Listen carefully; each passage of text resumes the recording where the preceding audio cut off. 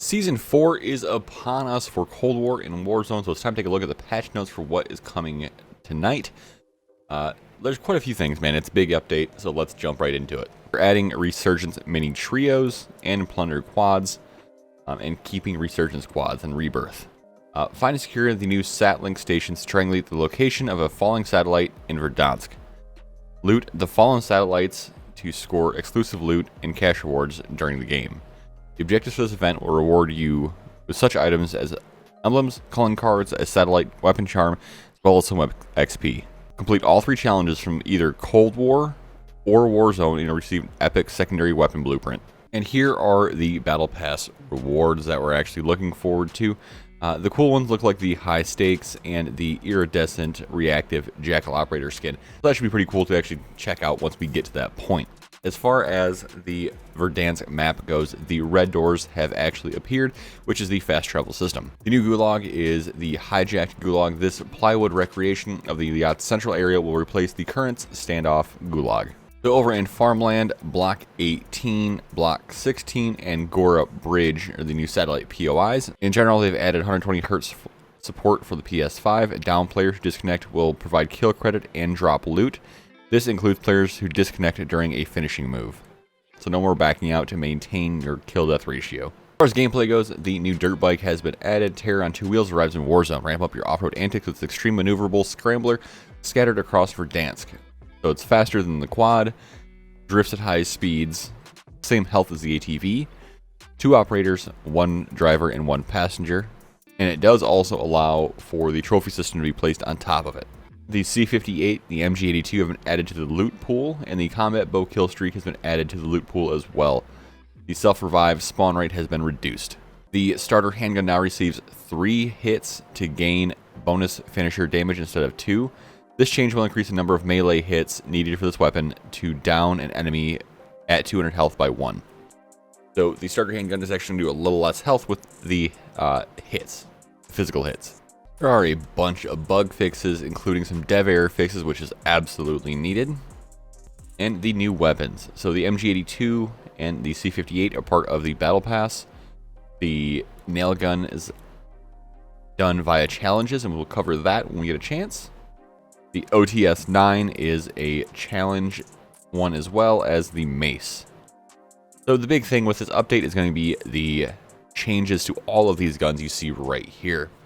Let's bust through these really quickly and take a look at what's going on with the guns. They nerfed the AMAX yet again. The upper torso damage multiplier was decreased from 1.2 to 1.1. The Groza had a buff from minimum damage increased from 18 to 23, as well as damage multipliers for the torso being increased. The maximum damage range was decreased by 12% on the Groza. So the Scar 17, they added a the neck multiplier is increased from 1 to 1.5. The upper torso damage multiplier was increased from 1 to 1.2. So the Scar got a massive buff in that way in the neck damage multiplier, but it's just a weird spot to buff. Same thing with the XM4 going from 1 to 1.5. As far as handguns though, the AMP 63, the max damage was increased from 30 to 33. The second damage range increased by 14.3%. Some damage multipliers increase on the upper torso, extremities, and head damage was decreased on the AMP 63. As far as melee weapons go, the ballistic knife, the projectile velocity was increased by 25%, the neck damage multiplier from 1 to 1.3, upper torso 1 to 1.23, and move speed increased by 1.3%. The ballistic knife really just has no place in Warzone, it's just not really usable. The Streetsweeper, the maximum damage decreased by 24%. The Streetsweeper had a massive nerf. So what we're seeing here is the maximum damage range was decreased by 24%. The second damage range was decreased by 18%. The third damage range was decreased by 7%. And move speed decreased by 1%. The Streetsweeper has one of the best short-range kill-death ratios of any weapon in Warzone. The issue is the right attachments with lethal range could be stretched out further than we'd like. The Streetsweeper will be very deadly, but will now require you to be a few steps closer to your target to maximize its effectiveness. You already had to barrel stuff people anyway, so I'm curious to see what this actually means. Sniper Rifle Charlie, or the M82, had the bullet velocity increased by 7.7%. upper torso damage multiplier was increased from 1 to 1.25, and the lower torso damage multiplier was increased from 1 to 1.15. The K31 Swiss got the base optic functionality improved, whatever that means, and base reticle updated. So they changed the reticle on the K31. The Modern Warfare AUG got a buff. What we're seeing here is the upper torso damage multiplier increased from 1 to 1.11, and the maximum damage range increased by 10%. The Bullfrog, the iron ADS position was adjusted, and these changes should allow for better ADS visibility without optics. So that's a pretty nice improvement there. The KSP got a extremity multiplier increase and a maximum damage ratio and a maximum damage range increase by 16.6%. The Milano got a bunch of changes and actually makes it look like so the Milano got a bunch of changes and it looks fairly viable at this point. The maximum damage range was increased from 34 to 36. Minimum damage increased from 25 to 30. That's huge.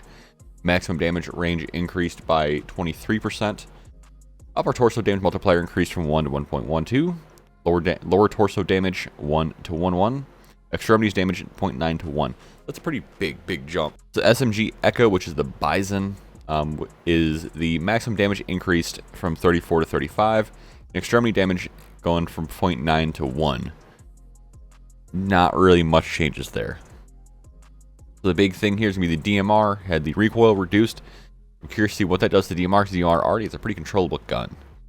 Barrels. Holy cow, man. There's just so many changes in Season 4. The Combat Recon barrel, which is the bullet velocity increase one, they increase the bullet velocity across the board on that barrel, so that makes that way more viable for Cold War rifles. And if not, and it should be what you're using anyway, so just gotta keep that in mind. As far as all the other barrel changes, here they are. I mean, they're too numerous to read out. So the big thing that we're going to want to pay attention to is on the ARs, the takedown, and the Ranger. So on the ARs, the main one we want to pay attention to is the Ranger. So this now increases bullet velocity by 50%, now increases the vertical recoil control by 15%, and now increases hip fire spread by 20%. So they added some hip fire spread to the Ranger barrel, as well as hip fire spread to the takedown barrel. They reinforced heavy and match-grade barrels for the ARs and LMGs. Bunch of changes there, and the Task Force and Spetsnaz one. So they actually increased recoil control and increased recoil control. So they changed quite a bit of things. So those of us that do a lot of metric testing are have a lot of fun coming up by the looks of it. The XL arms 3 times and the 4 times have been adjusted. And the bruiser grip on snipers adds aiming stability from 10 to 19%. So Rose's Rookskin has received another material upgrade to increase visibility. 3 new operators announced. And the download. So it's important to note that for the downloads, you want to make sure you have extra space for PC for the unpacking process and the copying process. Overall, guys, it's a pretty huge update. Lots of cool stuff going on other than the event and things like that. But lots of updates with the guns. So be sure to hit the subscribe button to get all of the updates on the guns and loadouts and what's going to change with the upcoming season. Especially because tonight we are dropping all of the tutorials for the events. So if you want to see that, be sure to hit the subscribe button, be sure to like this video, and I'll see you guys around. Thanks for watching.